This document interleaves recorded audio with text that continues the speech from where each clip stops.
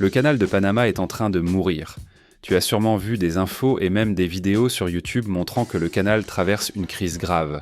L'eau essentielle à son fonctionnement s'est dramatiquement réduite, laissant des navires bloqués dans d'interminables files d'attente, parfois pendant des jours, sauf s'ils acceptent de payer des frais exorbitants pour passer en priorité. Résultat, le coût du transport maritime explose et les conséquences se font sentir partout dans le monde.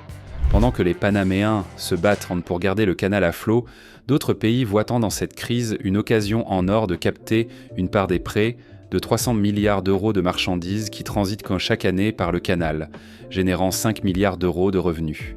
La course pour remplacer le canal de Panama est déjà lancée et cela inquiète le monde entier. Dans cette vidéo, on va plonger dans le sujet. La crise du canal de Panama s'est aggravée de manière drastique en raison du manque d'eau, un problème qui impacte directement son fonctionnement. Le canal repose sur un système d'écluses qui nécessite d'énormes quantités d'eau douce pour faire monter et descendre les navires au cours de leur traversée. Cette eau provient du lac Gatun, dont le niveau est tombé à son point le plus bas en 60 ans, limitant ainsi le nombre de navires pouvant passer chaque jour. Avant la crise, le trafic quotidien était de 36 à 38 navires, mais il est désormais réduit à seulement 24, une baisse considérable qui perturbe l'ensemble de la chaîne logistique mondiale. Cette diminution du trafic a déclenché un effet domino sur le commerce international. Les files d'attente pour traverser le canal se sont allongées, certaines atteignant plus de 10 jours d'attente. Pour éviter ces délais, certaines entreprises n'hésitent pas à payer des frais exorbitants pour passer en priorité, ce qui a fait grimper le coût du fret de manière alarmante.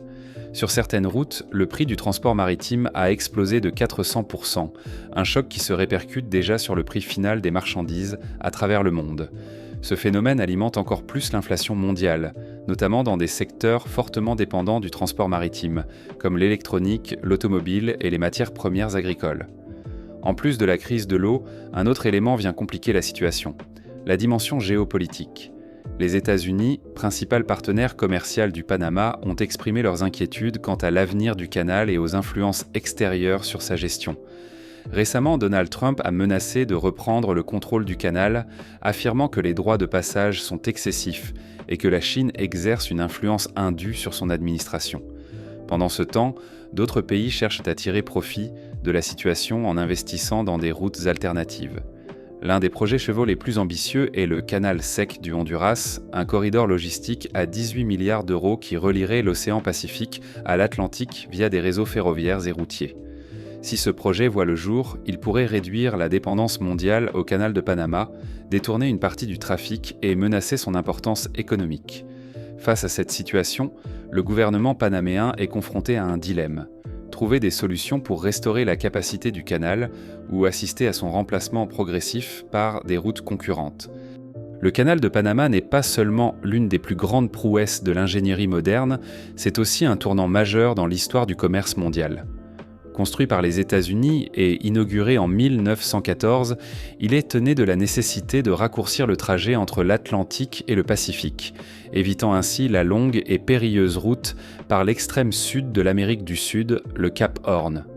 Cette réalisation a transformé non seulement le Panama, mais aussi l'ensemble du commerce international, consolidant son statut d'infrastructure stratégique essentielle à l'économie mondiale.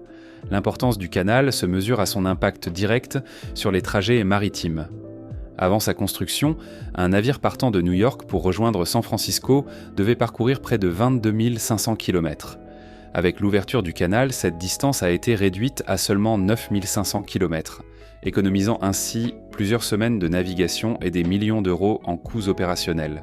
Cette optimisation logistique n'a pas seulement bénéficié aux États-Unis, mais a aussi révolutionné le commerce mondial, offrant un avantage compétitif aux entreprises en quête d'échanges plus rapides et plus efficaces entre les grandes puissances économiques. Si le coût de sa construction était ajusté aux valeurs actuelles, il s'élèverait à environ 130 milliards d'euros, un investissement colossal qui témoigne de la complexité du projet. Plus de 25 000 ouvriers ont perdu la vie pendant les travaux, principalement à cause de maladies tropicales comme le paludisme et la fièvre jaune, sans oublier les défis extrêmes liés aux excavations et aux contraintes techniques. Malgré ces pertes, le canal s'est imposé comme un succès incontestable, devenant l'une des infrastructures les plus rentables de l'histoire. Aujourd'hui, il représente 5% du commerce mondial et génère environ 5 milliards d'euros par an pour le Panama, constituant ainsi un pilier essentiel de l'économie du pays. Avec l'aggravation de la crise du canal de Panama, des alternatives émergent pour répondre à la demande mondiale en route de transport efficace. L'une des options qui gagne du terrain est le corridor interocéanique du Mexique, un projet ferroviaire visant à relier l'Atlantique et le Pacifique en traversant l'isthme de Tehuantepec. Cette région a déjà été une route commerciale clé par le passé, mais elle est désormais modernisée pour concurrencer directement le canal panaméen. Contrairement aux écluses qui nécessitent d'énormes quantités d'eau, le corridor mexicain repose sur une ligne ferroviaire de 308 km reliant les ports de Coatzacoalcos sur l'Atlantique à Salina Cruz sur le Pacifique. Le gouvernement mexicain a investi environ 8 milliards d'euros dans ce projet, comprenant non seulement la modernisation de la voie ferrée, mais aussi l'expansion des ports et la création de 10 pôles industriels le long du tracé. L'objectif est de transformer cette région en un hub logistique majeur, capable de traiter dans un premier temps 300 000 conteneurs par an, avec des projections atteignant 1,4 million de TEE d'ici 2033. Cela offrirait une capacité significative pour soulager la pression sur le commerce maritime, surtout dans un contexte où le canal de Panama subit des restrictions croissantes. L'un des principaux avantages de ce corridor est la rapidité du transport des marchandises. Dans certaines situations, il pourrait même être plus efficace que le canal de Panama, notamment pour le commerce entre la côte est des États-Unis et l'Asie. Le transport ferroviaire permettrait de réduire le temps de transit et de contourner la dépendance aux écluses panaméennes, souvent affectées par des problématiques environnementales et géopolitiques. De plus, l'absence de contraintes liées à l'eau fait du corridor mexicain une solution plus résiliente face au changement climatique, un facteur qui joue un rôle central dans la crise actuelle du canal. La Colombie développe un projet ambitieux visant à relier les ports de Cupica, sur l'océan Pacifique, et Cartagena, sur l'Atlantique, grâce à une ligne ferroviaire d'environ 240 km. Cette voie ferrée pourrait devenir un corridor logistique clé, offrant une nouvelle route pour le transport de marchandises entre les deux océans, réduisant ainsi la dépendance au canal de Panama et renforçant la compétitivité de la Colombie sur la scène mondiale. La ligne ferroviaire interocéanique s'inscrit dans un plan plus large du gouvernement colombien visant à transformer le pays en un hub de transport de fret pour les Amériques. L'investissement prévu pour ce projet varie entre 7 et 15 milliards d'euros, selon les spécifications finales et les défis techniques à surmonter. Parmi les obstacles d'ingénierie identifiés figurent la construction de tunnels pour traverser des zones montagneuses et l'édification de viaducs pour assurer un flux de transport continu. Une fois achevé, le projet devrait permettre l'exploitation de jusqu'à 16 trains par jour, transportant des millions de tonnes de marchandises chaque année. Malgré son potentiel économique, la ligne ferroviaire interocéanique fait face à d'importants défis, notamment environnementaux et sociaux. Le tracé prévu traverse des forêts tropicales et des écosystèmes sensibles, mettant en péril des espèces endémiques et des réserves naturelles.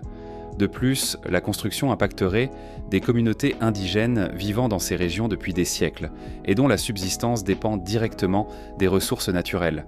Face à ces enjeux, des organisations écologistes et des groupes indigènes exercent une pression sur le gouvernement colombien pour garantir la réalisation d'études d'impact environnemental et de consultations publiques avant le début des travaux. Alors que la Colombie mise sur le rail, le Nicaragua a tenté une approche encore plus audacieuse avec le projet du méga-canal du Nicaragua. Ce canal de navigation, prévu pour s'étendre sur 278 km, devait être 3 fois plus grand que le canal de Panama, permettant le passage de navires géants de dernière génération. Avec un budget estimé à 68 milliards d'euros, il promettait de révolutionner le commerce maritime mondial en offrant une alternative encore plus vaste au canal panaméen. Cependant, le projet s'est rapidement heurté à des obstacles financiers et environnementaux qui ont empêché sa concrétisation. Le méga-canal du Nicaragua était financé à l'origine par le milliardaire chinois Wang Jing, via la société HKND Group. Mais la crise financière qui a frappé la Chine entre 2015 et 2016 a fortement réduit la capacité d'investissement de Wang Jing, rendant l'avenir du projet incertain. En parallèle, des experts ont alerté sur les conséquences environnementales désastreuses du canal, notamment la destruction de vastes étendues de forêts tropicales et la contamination du lac Nicaragua, la plus grande réserve d'eau douce du pays. Face à une opposition croissante de la part des écologistes et des communautés locales, et avec un soutien financier en déclin, le projet a été mis à l'arrêt. En mai 2024, le gouvernement nicaraguayen a officiellement annulé la concession accordée à HKND, confirmant que la construction du canal ne reprendrait pas dans un avenir proche. Sans nouveaux investisseurs et confronté à des défis environnementaux quasi insurmontables, le méga-canal du Nicaragua a été abandonné, rejoignant ainsi la liste des méga-projets qui n'ont jamais vu le jour. Cette décision prive le pays d'une opportunité unique de devenir un acteur clé du commerce interocéanique, tandis que d'autres nations poursuivent le développement d'alternatives plus viables pour répondre à la crise du transport maritime mondial. Face à la crise du canal de Panama, plusieurs pays et entreprises investissent dans des projets visant à garantir l'efficacité du commerce interocéanique et à éviter des pertes de plusieurs milliards d'euros causées par les restrictions de la voie panaméenne. L'une des solutions envisagées est le corridor terrestre du Panama, aussi appelé Land Bridge, un système intégré de transport ferroviaire et routier pour acheminer les conteneurs entre l'Atlantique et le Pacifique. L'objectif est de créer une alternative rapide et efficace permettant de transporter les marchandises sans dépendre des écluses du canal, en les déchargeant d'un côté du pays, en les transportant par voie terrestre, puis en les embarquant à nouveau pour poursuivre leur voyage. Ce système existe déjà à petite échelle au Panama, mais la crise hydrique pousse le gouvernement à envisager une expansion permanente. Un autre projet susceptible de concurrencer le canal de Panama est le chemin de fer interocéanique du Honduras. Soutenu par des investissements chinois, ce projet prévoit de relier l'île d'Amapala, dans l'océan Pacifique, au port de Castilla, sur l'Atlantique, grâce à une ligne ferroviaire d'environ 600 km. Avec un investissement estimé entre 18 et 20 milliards d'euros, il comprend la modernisation des ports, la construction d'un pont de 2,4 km reliant l'île au continent et même une raffinerie pour faciliter l'exportation de pétrole et de ses dérivés. Si ce projet aboutit, il pourrait devenir l'un des principaux concurrents du canal panaméen, notamment pour les échanges commerciaux entre l'Asie et les États-Unis. Tandis que l'Amérique centrale explore des alternatives terrestres, les changements climatiques ouvrent de nouvelles possibilités maritimes. Le passage du Nord-Ouest, une route traversant les eaux arctiques du Canada, devient progressivement navigable en raison de la fonte des glaces polaires. Cette voie permettrait de réduire de plusieurs milliers de kilomètres la distance entre l'Asie et l'Europe et pourrait, dans certains cas, remplacer partiellement le canal de Panama. Toutefois, elle pose encore des défis majeurs, tels que l'imprévisibilité des conditions météorologiques, le manque d'infrastructures portuaires dans la région et les préoccupations environnementales liées à l'impact du trafic maritime dans l'Arctique. Malgré la recherche de routes alternatives, le gouvernement panaméen ne compte pas renoncer à sa principale source de revenus et investit dans des solutions pour garantir l'avenir du canal. L'un des projets les plus stratégiques est la construction du barrage du Rio Indio, un chantier évalué à 1,5 milliard d'euros visant à augmenter la disponibilité en eau douce essentielle au fonctionnement des écluses. Prévu pour être achevé d'ici 2031, ce barrage pourrait assurer des volumes d'eau supplémentaires pour maintenir les opérations du canal en période de sécheresse extrême. Cependant, ce projet suscite des critiques en raison de son impact environnemental et social, car il pourrait entraîner le déplacement de communautés locales et perturber les écosystèmes de la région. Parallèlement aux investissements en infrastructures, l'autorité du canal de Panama a mis en place des mesures d'urgence pour tenter de minimiser les effets de la crise hydrique. Une nouvelle réglementation limite les clients à un seul transit par jour, ce qui permet de mieux gérer le flux des navires et de réduire la consommation d'eau des écluses. Une autre initiative consiste à mettre en œuvre des techniques avancées de réutilisation de l'eau, permettant déjà une réduction de 7% de la consommation totale du canal.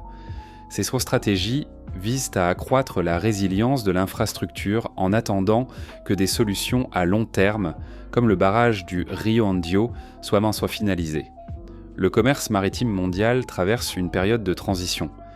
Tandis que certaines solutions sont encore en phase de test et que d'autres se heurtent à des obstacles financiers et environnementaux, une chose est certaine, Le canal de Panama, autrefois considéré comme une infrastructure incontournable du commerce international, n'est plus l'unique option. Avec des investissements massifs dans les chemins de fer, les routes, les nouveaux ports et même l'exploration de routes polaires, le monde semble s'orienter vers une nouvelle ère du transport interocéanique où la diversification des voies de transit sera essentielle pour éviter les crises logistiques comme celles que nous connaissons aujourd'hui.